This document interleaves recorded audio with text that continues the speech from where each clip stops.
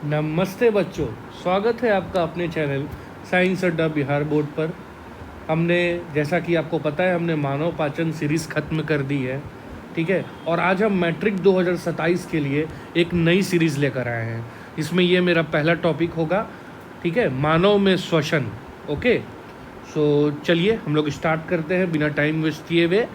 और उसके पहले अगर आप मेरे चैनल पर नए हैं तो प्लीज़ मेरे चैनल को सब्सक्राइब करें, मेरे पुराने सीरीज़ को जाकर देखें, पाचन वाले मानव में पाचन सीरीज़ को जाकर देखें, ठीक है। शेयर करें मेरे वीडियोस को और मेरे वीडियो को लाइक ज़रूर करें, ठीक है। चलिए हम लोग स्टार्ट करते हैं। Let's start. तो हमारा टॉपिक है मानव में श्वसन। क्लियर, ठीक है। हम लोग बात कर रहे हैं मानव की, सिर्फ मानव की, हमारी बात कर रहे हैं, ठीक है। श्वसन का मतलब क्या होता है? तो श्वसन का मतलब अगर देखा जाए तो आसान शब्दों में अगर देखा जाए, श्वसन का मतलब सांस लेना और सांस छोड़ना। यहाँ तक तो आपको ज़रूर समझ में आ रहा होगा, ये एकदम आसान भाषा में, ठीक है। सांस लेना और छोड़ना, इसी को क्या है हम लोग श्वसन कहते हैं। लेकिन सिर्फ इतना से तो काम नहीं चलेगा। आपके मैट्रिक परीक्षा में आपसे दीर्घ उत्तरीय, MCQ, है ना, लघु उत्तरीय, ये सब क्वेश्चंस पूछे जाएंगे। तो आपको थोड़ा सा और जानकारी होनी चाहिए कि श्वसन क्या है, कैसे क्या होता है, एवरीथिंग आपको पता होना चाहिए। आपके मैट्रिक एग्ज़ाम को देखते हुए सिर्फ ये बताया जाएगा, जानकारी दी जाएगी, ठीक है। चलिए हम लोग आगे बढ़ते हैं।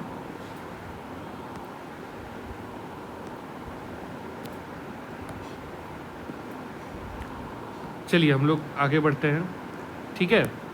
देखिए, जैसे कि बाहर में वातावरण में कौन सा गैस है? मान लीजिए ऑक्सीजन गैस है। कौन सा गैस है? ऑक्सीजन गैस है, ठीक है। यहाँ पे हम हैं, ठीक है, हम हैं। हमारे पास अपना क्या है, क्या कहेंगे, जैसे खाने के लिए हमारा मुख है, वैसे ही सांस लेने के लिए हमारा क्या है, नोज़ है ना, नोज़ है। नोज़ के अंदर में आपने देखा होगा कि 2 चेम्बर होता है, ठीक है, 2 चेम्बर होता है। इतनी बात को तो समझ पा रहे होंगे। अगर आप ध्यान से सोचें तो जैसे कि जो हमारा नाक है, कुछ पता नहीं कैसा ऐसा रहता है लगभग, और यहाँ पे आपने एक छेद देखा होगा, यहाँ पे एक छेद देखा होगा। तो ये 2 क्या हो गया, चेम्बर हो गया। इसी के द्वारा सांस अंदर जाता है और सांस बाहर छूटता है ना। क्लियर कट बात। चलिए, बहुत बढ़िया। तो ऑक्सीजन को हमने अपने इस चेम्बर के थ्रू सांस लिया। सांस लिया मतलब क्या, ऑक्सीजन लिया, ऑक्सीजन हम लोग अंदर ले लिए। अब उसके बाद क्या, इस ऑक्सीजन को लेकर हम करेंगे क्या, ये प्रश्न उठता है। तो इस प्रश्न को हम आपके लिए एकदम क्लियर कर देंगे। तो पिछली सीरीज़ में हमने पाचन के बारे में पढ़ा था। तो पाचन के बारे में हमने क्या पढ़ा था? पाचन में हमने पढ़ा था कि जो पोषक तत्व होते हैं, पोषक तत्व जो होते हैं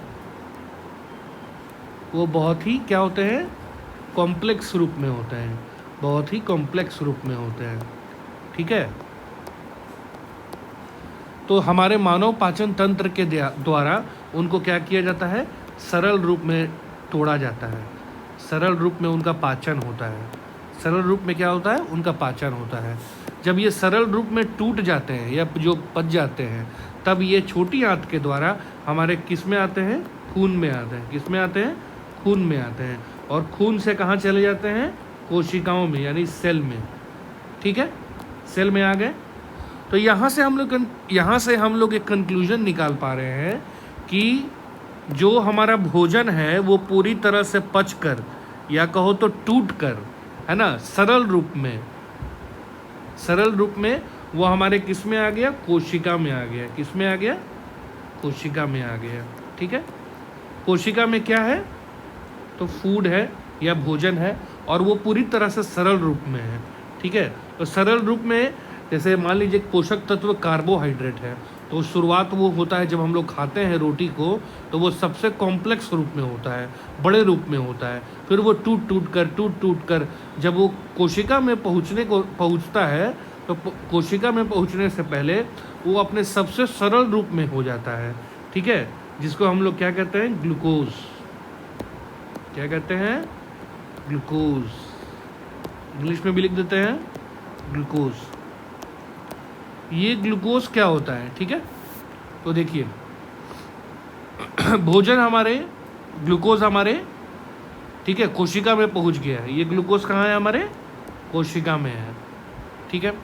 अब देखिए, अब हमने सांस अंदर लिया और सांस बाहर छोड़ा है, ये तो हमें क्लियर है, इसको श्वसन या ब्रीदिंग कहते हैं, ठीक है। अभी हम लोग एक पल के लिए सोचते हैं कि हमने सांस लिया, ठीक है, इसका मतलब हमने ऑक्सीजन को अंदर लिया। ये ऑक्सीजन हमारे नाक से होते हुए कहाँ जाता है, ट्रैकिया में जाता है। ट्रैकिया से कहाँ जाता है, फेफड़ों में जाता है। फेफड़ों से अवशोषित होकर कहाँ घुसता है, खून में, और खून से होते हुए कहाँ आता है, कोशिकाओं में। इसका मतलब कोशिका में एक और चीज़ पहुंचा, क्या पहुंचा, ऑक्सीजन, ठीक है, क्लियर कट बात।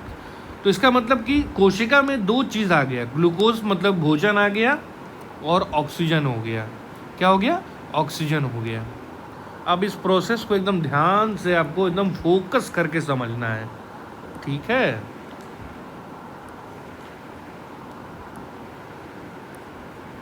देखिए क्या होता है, जो ग्लूकोज होता है, मान लीजिए कि सीसी, जिसको केमिकल फार्मूला से हम लोग रिप्रेजेंट करते हैं या दिखाते हैं, ये C6H12O6 है, यानी सरल रूप में ग्लूकोज है। क्या है, सरल रूप में ग्लूकोज है। ये जो है कोशिका में पहुँचते ही, कोशिका में पहुँचते ही सबसे पहले ये पाइरूवेट में टूटता है, ठीक है, पाइरूवेट,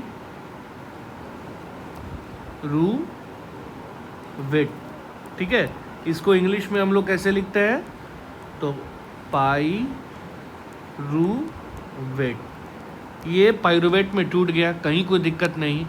अब ये 1 सेकेंड, ये पाइरूवेट में टूट गया, ठीक है। पाइरूवेट में टूटकर ये क्या करता है, थोड़ा बहुत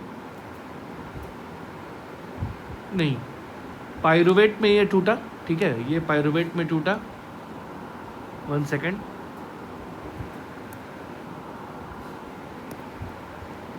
ये पाइरूवेट में टूटा, ठीक है। और ये दो मॉलिक्यूल का होता है। मान लीजिए ये जो पाइरूवेट है, 1 सेकेंड, ये 2 मॉलिक्यूल का पाइरूवेट होता है, ठीक है। और ये पाइरूवेट भी इतना आसान नहीं है कि पाइरूवेट बन गया।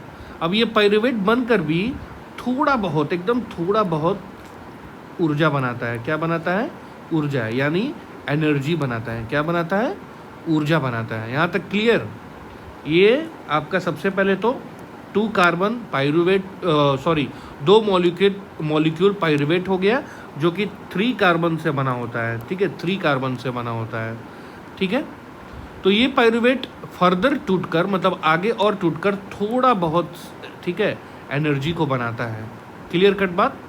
लेकिन अभी यहाँ पे ऑक्सीजन यहाँ पे अपना नहीं आया, ठीक है। ये भोजन अपने आप पाइरूवेट में टूटा, और पाइरूवेट टूटकर ये थोड़ा बहुत एनर्जी बनाया। अभी ऑक्सीजन बीच में कहीं नहीं आया, ठीक है। अब क्या होता है, ये पाइरूवेट जो होता है, ये थोड़ा बहुत एनर्जी भी बना दिया। अब ये पाइरूवेट जब है कुछ समय के बाद, ठीक है, ऑक्सीजन के साथ मिलकर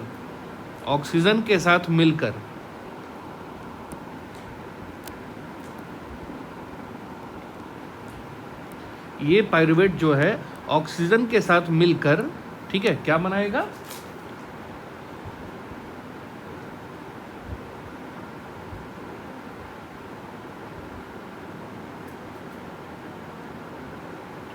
ऊर्जा बनाएगा। क्या बनाएगा, ऊर्जा बनाएगा। या लेकिन और इसको अगर थोड़ा सा और इसको अगर डिटेल में हम लोग समझें, तो क्या ऊर्जा साथ में CO2 बनाएगा और साथ में वाटर बनाएगा। CO2 का मतलब क्या होता है? Carbon dioxide. H2O का मतलब क्या होता है? वाटर। क्लियर कट बात। तो क्या होता है हमारे हमारे कोशिका में क्या पहुंचा? भोजन पहुंचा, मतलब ग्लूकोज पहुंचा अपने सरल रूप में, यानी C6H12O6। ये C6H12O6 क्या होगा? पायरुवेट में टूटेगा। पायरुवेट थोड़ा बहुत क्या होगा? टूटकर एनर्जी बनाएगा। ठीक है। बाकी जो पायरुवेट बच गया वो पायरुवेट क्या होता है? जो हमारे भोजन में श्वसन के द्वारा ऑक्सीजन पहुंचा, इस ऑक्सीजन के साथ मिलकर, ठीक है, टूटकर, ठीक है, क्या बनाएगा? ऊर्जा बनाएगा, एनर्जी बनाएगा। साथ में क्या बनाएगा? CO2 बनाएगा और साथ में क्या बनाएगा? H2O बनाएगा। तो कहने का मतलब कि जो भोजन है वो पायरुवेट में बना, पायरुवेट ऑक्सीजन के साथ मिलकर क्या बनाया? ऊर्जा बनाया। इसी प्रक्रिया को हम लोग क्या कहते हैं? ये ऊर्जा बनने की प्रक्रिया को ही हम लोग एग्जैक्टली क्या कहते हैं?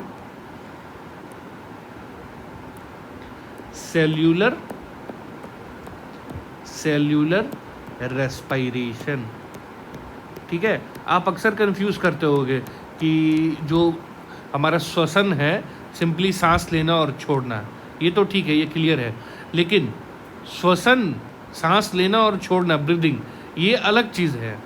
और रेस्पिरेशन मतलब ऊर्जा का बनना।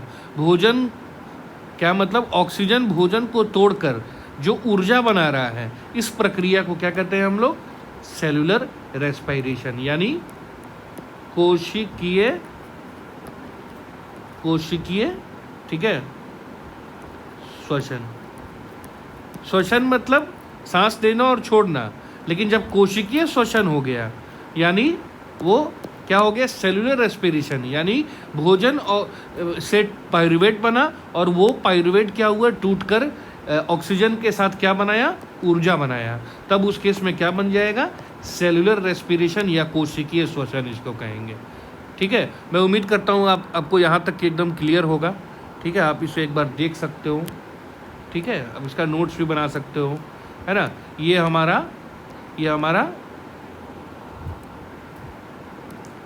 हमारा हो गया ग्लूकोज। ये ग्लूकोज टूटकर बना पायरुवेट। ठीक है। पायरुवेट थोड़ा सा एनर्जी बनाया, ज़्यादा नहीं। जो बच गया पायरुवेट, जो सबसे मेजर पायरुवेट, सबसे बड़ा पायरुवेट बच गया, अब वो क्या करेगा? हमारे कोशिका में श्वसन के द्वारा जो ऑक्सीजन आया, इसके साथ मिलकर टूटकर, ठीक है, क्या बनाएगा? ऊर्जा। क्या बनाएगा? ऊर्जा। क्लियर। और साथ में CO2 प्लस H2। अब इसी ऊर्जा बनने के ही प्रक्रिया को क्या कहते हैं हम लोग? सेल्यूलर रेस्पिरेशन, यानी कोशिकीय श्वसन। ठीक है। क्लियर कट बात। यहाँ से एक हम लोग निष्कर्ष निकाल पा रहे हैं। तो ऊर्जा जो बना भोजन से, जो ऊर्जा जो बना, एनर्जी जो बना, ये, ठीक है, ऑक्सीजन के प्रेजेंस में बना, मतलब मौजूदगी में बना। ऑक्सीजन के प्रेजेंस में बना। ऑक्सीजन मौजूद था, ऑक्सीजन क्या था? मौजूद था, तब ऊर्जा बना, है ना। ठीक है। और साथ ही में एक और जानकारी निकल कर क्या आई? ये जो ऊर्जा बना ऑक्सीजन के प्रेजेंस में, ठीक है, या मौजूदगी में, और साथ में ये कोशिका में कहाँ बना? तो कोशिका में बना माइटोकॉन्ड्रिया के अंदर, जिसको power house of the cell कहते हैं। माइटोकॉन्ड्रिया, इसको मैं हिंदी में भी लिख देता हूँ। ठीक है।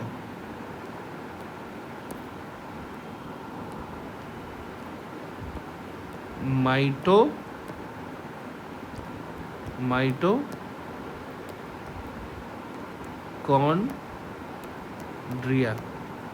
ठीक है, माइटोकॉन्ड्रिया। क्लियर कट बात है। तो हम यहाँ पे क्या दो निष्कर्ष निकालें? तो भोजन, यानी जो पायरुवेट था और जो भोजन पायरुवेट में टूटा, वो पायरुवेट जो है वो क्या? ऑक्सीजन के साथ, ऑक्सीजन के प्रेजेंस में या मौजूदगी में हमारे कोशिका के माइटोकॉन्ड्रिया के अंदर टूटकर क्या बना दिया?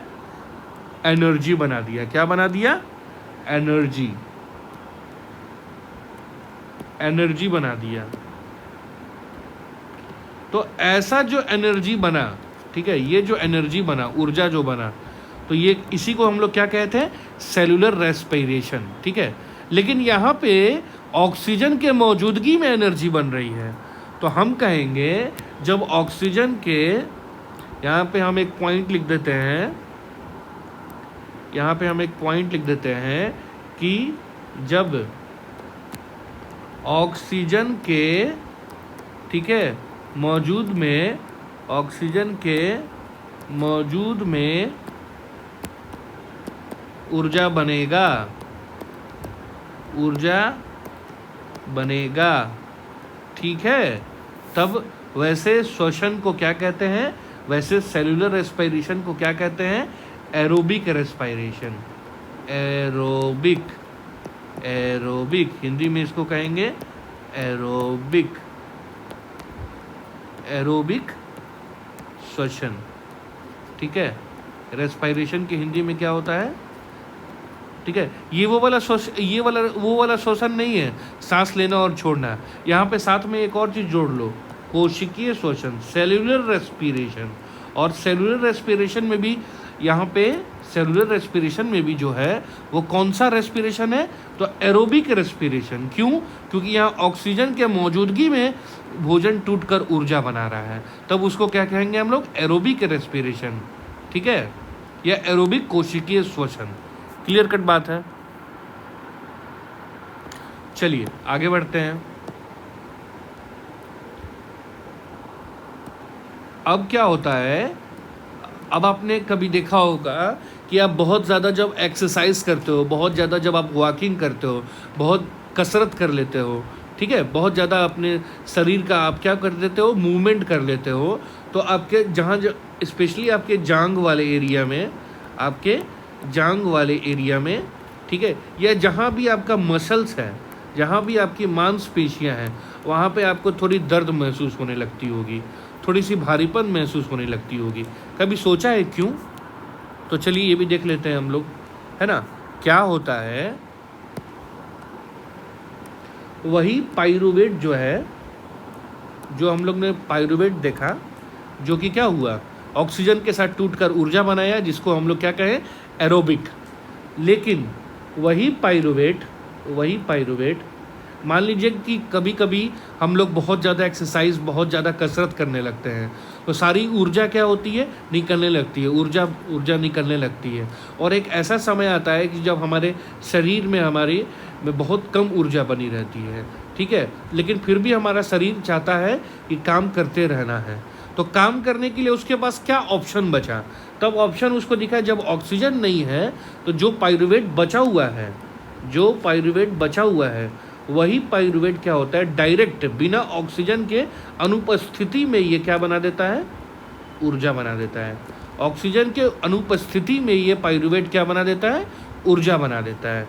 ठीक है, और ये कहाँ होता है? ये माइटोकॉन्ड्रिया में नहीं होता है, माइटोकॉन्ड्रिया में नहीं होता है, ये कहाँ होता है? कोशिका के कहाँ पे होता है? साइटोप्लाज्म में, साइटोप्लाज्म में। साइटो हिंदी में भी लिख देता हूँ, साइटोप्लाज्म। ठीक है, साइटो, इसको फिर से बढ़िया से फ्रेश लिख देते हैं हम। ठीक है, तो जब ज़्यादा कसरत आप करने कर लिया, या ज़्यादा बॉडी आपने मूव कर लिया, तब हो सकता है कि हमारे शरीर में थोड़ी ऊर्जा सारी निकल गई। ऑक्सीजन जल्दी भोजन के साथ टूट कर ऊर्जा बनाते गया, और एक ऐसा समय आया कि हमारे पास अब भोजन को तोड़ने के लिए उतनी पर्याप्त मात्रा में ऑक्सीजन ही नहीं है। भोजन को तोड़ने के लिए हमारे शरीर में उतनी पर्याप्त मात्रा में ऑक्सीजन नहीं बची। तब क्या होता है, जो भोजन में जो पाइरुवेट था, ठीक है, ये जो पाइरुवेट है ये, ठीक है, ऑक्सीजन के अनुपस्थिति में इसने क्या किया? ऊर्जा बना दिया। ठीक है, और ये कहाँ बनाया? कोशिका में। कोशिका में कहाँ? तो साइटोप्लाज्म में, माइटोकॉन्ड्रिया में नहीं। एरोबिक कहाँ होता है? माइटोकॉन्ड्रिया में। और ये जो पाइरूवेट एनर्जी जो बनाया, ये कहाँ बनाया? साइटोप्लाज्म में। कहाँ बनाया? साइटोप्लाज्म में। और कोशिका के साइटोप्लाज्म में। तब ऐसे कोशिकीय श्वसन को क्या कहते हैं हम लोग? एनारोबिक। एनारोबिक यानी इंग्लिश में इसको एनारोबिक कहेंगे ऐसे। एनारोबिक कोशिकीय श्वसन। एनारोबिक कोशिकीय श्वसन। तो हम उम्मीद करते हैं कि आपको श्वसन समझ में आया होगा। ठीक है, श्वसन को ब्रीदिंग भी कहते हैं, मीन सांस लेना और छोड़ना। कोशिकीय श्वसन समझ में आया होगा, भोजन का टूटकर ऑक्सीजन के मौजूदगी में क्या बनाना? ऊर्जा बनाना, तो उसको कोशिकीय श्वसन कहेंगे। अगर ऑक्सीजन के उपस्थिति में एनर्जी बन रही है, ऊर्जा बन रही है, तो उसको क्या कहेंगे? एरोबिक कोशिकीय श्वसन। और अगर ऑक्सीजन के अनुपस्थिति में ऊर्जा बन रही है, तब उसको क्या कहेंगे? एनारोबिक कोशिकीय श्वसन। क्लियर कट बात? एरोबिक जो है वो सेल कोशिका के माइटोकॉन्ड्रिया में होगा, जबकि जो एनारोबिक जो है वो कहाँ होगा? कोशिका के में, तो साइटोप्लाज्म में होगा। क्लियर कट बात?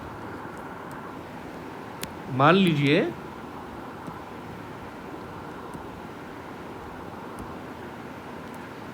आपकी कोशिका है। क्या है आपकी? ये कोशिका है। बीच में क्या होता है? केंद्रक होता है।